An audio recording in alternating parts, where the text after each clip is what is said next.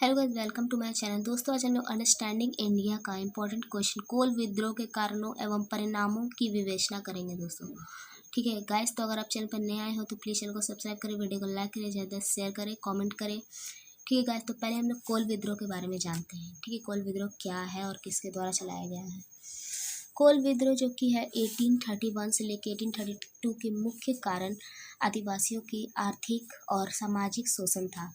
इसे 1831 से लेकर 1832 तक चलाया गया, जो कि आदिवासियों के हक के लिए चलाया गया। उनके आर्थिक और सामाजिक उन पर शोषण हो रहा था, इसके लिए चलाया गया। जिसमें भूमि कर यानी भूमि पर टैक्स और कानूनों के कारण उनका विस्थापन, जबरन मजदूरी करवाया और साहूकारों का बढ़ता प्रभाव शामिल था। ठीक है, किसने करवाया? ईस्ट इंडिया कंपनी ने, अंग्रेजों ने। ठीक है, परिणाम स्वरूप अंग्रेजों ने विद्रोह को कुचल दिया और इस विद्रोह से उन्हें फ़ायदा होता आदिवासियों को, तो इस विद्रोह को उन्होंने ख़त्म करने की कोशिश किया, लेकिन ऐसा हुआ नहीं। वो आगे पता चलेगा। लेकिन इस घटना ने ब्रिटिश यानी ईस्ट इंडिया कंपनी ने नीति में सुधार और भूमि स्वामित्व की नई व्यवस्था को प्रेरित किया। ठीक है, साथ ही भविष्य के झारखंड आंदोलन की नींव रखी। कोल विद्रोह 1831 से 1832 में झारखंड के छोटा नागपुर क्षेत्र में हुआ था। ठीक है, एक महत्वपूर्ण आदिवासी विद्रोह था। इस विद्रोह के कारण और परिणाम निम्नलिखित है। पहले हम लोग कारण जान लेते हैं। तो पहला है भूमि व्यवस्था में बदलाव। अंग्रेजों ने छोटा नागपुर क्षेत्र में भूमि व्यवस्था में बदलाव किया, जिससे आदिवासियों की पारंपरिक भूमि अधिकारों का हनन हुआ। उनका ट्रेडिशन पर हनन हुआ, उनका भूमि पर हनन हुआ, उनके अधिकार का हनन हुआ, सब कुछ। उसके स्वामित्व का खराब भी हुआ, स्वामित्व का बलिदान हुआ। ठीक है, उनके हक के लिए नहीं लड़ा गया, तो ये कोल विद्रोह हुआ। इसके बाद बाहरी लोगों का आगमन में बढ़ोतरी हुई। अंग्रेजों के आगमन हुआ और उसके साथ साथ बाहरी लोगों का भी आगमन हुआ, जिससे आदिवासियों की सामाजिक और आर्थिक स्थिति में प्रभावित हुई। बहुत ज़्यादा उनकी सामाजिक और आर्थिक यानी आय में प्रभावित हुई, आय में गड़बड़ी हुई। ठीक है, उनका हानि हुआ, हनन हुआ आय में भी।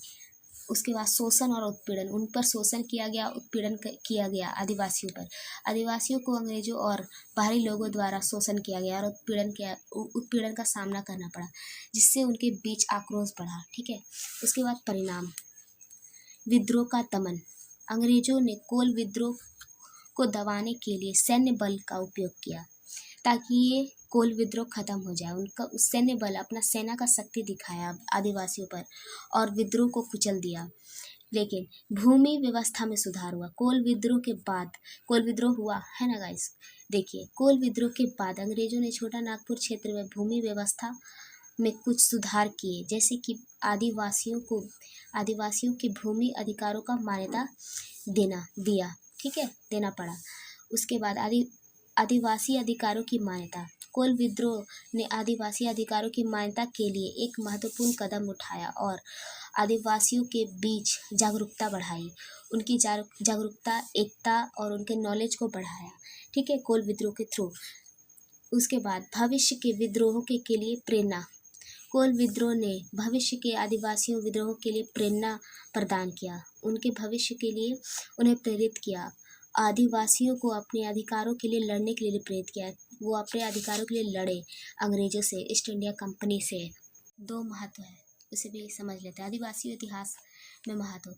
कोल विद्रोह आदिवासी इतिहास में एक महत्वपूर्ण घटना है, जिससे आदिवासियों के अधिकारों और उनकी लड़ाई को उजागर मिला। ठीक है, उनके लड़ाई के बारे में हमें जानने को मिला।